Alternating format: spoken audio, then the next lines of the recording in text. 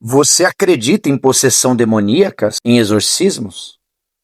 Eu sei que existe muitos charlatões, pessoas manipuladoras, mas eu quero compartilhar com vocês algumas experiências que eu tive.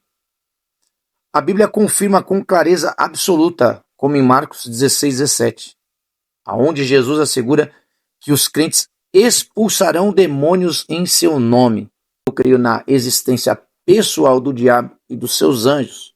A casa de 2 andares, onde eu cresci, na Rua Juranda, número 42, Alto de Pinheiros, eu subi ao segundo andar e tive uma visão aterrorizante. Uma entidade maligna, uma figura sombria e opressora. Ela surgiu diante de mim, revelando forças malignas, atuando desde cedo na minha vida e na vida da minha família. Parece uma ironia, um paradoxo, mas até o mal contribuiu para o meu bem, porque aquelas visões, depois de convertido, eu realmente comprovei as coisas que estavam escritas na Bíblia de pessoas que eram libertas de entidades demoníacas. Essa experiência inicial também confirmou Efésios 6:12, que diz que a nossa luta não é contra a carne e o sangue, mas contra as potestades, principados, as hostes espirituais da maldade nos lugares celestiais, que eu creio que são nosso coração e a nossa mente. Minha família veio de tradição católica, migrou para religiões espíritas e depois de matriz africana. Eu me converti em 2007. Quem conhece o meu testemunho sabe bem disso. Mesmo após a minha conversão, eu ainda tive algumas experiências de demônios, entidades que nos perseguiam já há gerações, como se fossem maldições hereditárias, viesse passando de geração em geração. Descobri, inclusive, que o lugar onde é a minha casa lá na Juranda 42, no Alto de Pinheiros, era um matadouro de porco e também um cemitério de índios. Na Assembleia de Deus, eu vivi um ataque brutal. E de noite, demônios me enforcaram. Eu acordei sem ar e contei isso à minha ex-namorada depois, na escola dominical. Ela não quis acreditar, ela zombou. Ela falou: Denis, você não é a última bolacha do pacote, por que o demônio ia perder tempo com você? Ela ainda falou algo desse tipo assim. Eu falei: tá bom, né? Vou falar o quê? Ela chegou em casa, a mãe dela falou: Josi, tá tudo bem com o Denis? Ela falou: tudo bem, mãe, por quê? Porque essa noite eu intercedi por ele. Tive uma visão que o diabo enforcava ele e eu fiz uma oração intercessória, confirmando aquilo que eu falei para Josi. Ela acreditou. Depois, Deus me chamou lá na congregação que está no Brasil. E ainda assim eu tive experiências malignas. Entidades me molestavam sexualmente. Me visitava de madrugada. Era uma coisa horrível. Só que Deus me fez ir até a congregação, enviou uma serva de Deus na minha casa. E na palavra Deus me libertou daquelas entidades. Já contei esse testemunho. Os irmãos conhecem. Passando muitos anos, eu já convertido. Deus já tinha preparado meu casamento. Minha mãe ligou quando ela morava com meu pai, com a minha irmã, minha sobrinha lá em Peruíbe. Ela falou: Denis, fazem 15 dias que entidades entram dentro de casa à meia-noite. Sentimos uma presença gelada, provoca arrepios intensos. A cachorra entra debaixo da mesa, um rabo entre as pernas, fica olhando para o vazio. Sua irmã fica possessa de entidades. Ela não tem mais controle do seu corpo. E aquilo, irmãos, me afligiu, porque eu sabia o que se tratava, né? A família já teve muitas dessas experiências ruins. Eu falei: mãe, vamos orar. E eu vou aí. E eu tenho certeza que esses demônios vão embora. E eu fui buscar a palavra no Jardim Guarujá. Veio um servo lá da Bahia. E ele pregou: meu servo, não tema aí aonde estão os demônios. Porque aonde você entrar, o diabo vai ter que ir embora. Ele vai ter que te respeitar. E assim nós fomos, oramos pela mamãe. Aquelas entidades se manifestavam de fato na minha irmã, na cachorra. Até a garrafa de refrigerante explodiu quando a gente orava. Mas através da oração, através do jejum, pelo poder da palavra de Deus e o poder que é no nome de Jesus, Deus mandou aquelas entidades embora.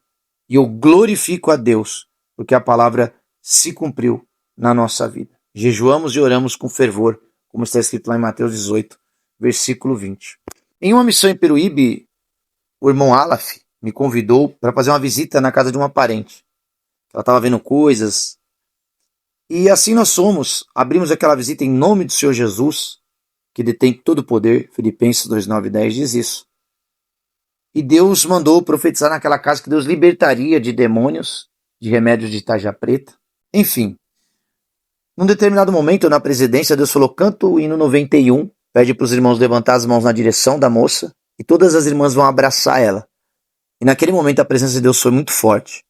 Quando as irmãs terminaram de abraçar, aquela moça desmaiou, seguraram ela para não bater a cabeça, o subido pegou ela antes dela cair, e nós fomos embora. Os irmãos entenderam o que aconteceu. Essa moça casou na lua de mel, entrou uns demônios na vida dela, e ela começou a vegetar. O marido teve que ligar para a mãe. Ele continuou casado com ela, mas ela foi morar com a mãe, porque a mãe tinha que dar banho e dar comida na boca dela, porque ela via e ouvia vozes.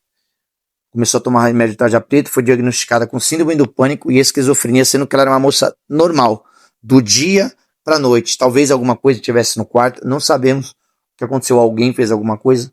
Eu sei que aquela moça, ela ficou assim quase um ano, e o marido orando, e a família orando, intercedendo, a igreja orando. Nós fomos nessa missão. Depois da visita que nós fomos embora, a mãe dela contou para nós depois, né?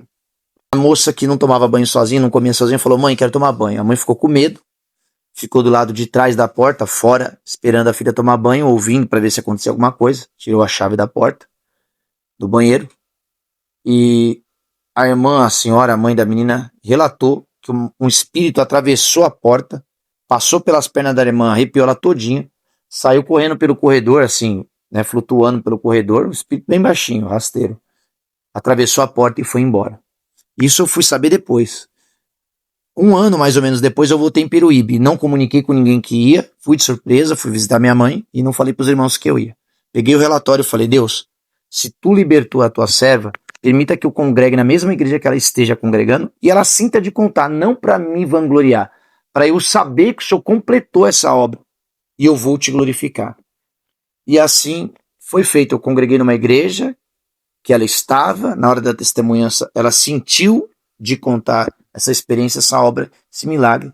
Inclusive, ela foi liberta dos remédios, dos diagnósticos médicos, estava gestante, e eu estou aqui contando para vocês que esse testemunho é verdadeiro. São coisas que eu vivi e eu vi com os meus olhos. Voltando um pouco antes, só para vocês saberem como que funcionam as coisas, né? O mundo espiritual é verdadeiro. Eu tive uma experiência quando eu tomei LSD. Aí alguém pode dizer que foi uma alucinação, mas veja, eu tomei uma dose excessiva de LSD, 1,4 depois. Isso é praticamente uma sentença de morte, você não pode fazer isso, é uma autodosagem. E eu fui na casa de uns amigos, de manhã, pela manhã, que eu passei a noite na balada, louco, sentindo a presença maligna e ouvindo vozes ali que iriam me buscar, e eu assustado, que é como se eu abrisse um portal espiritual. Fui na casa desses meninos, falei, pelo amor de Deus, me deixa ficar aqui, porque eu tô passando mal, se eu for pra casa assim, minha mãe vai pesar na minha, eu tô loucão. Eles falaram, não, fica aí de boa.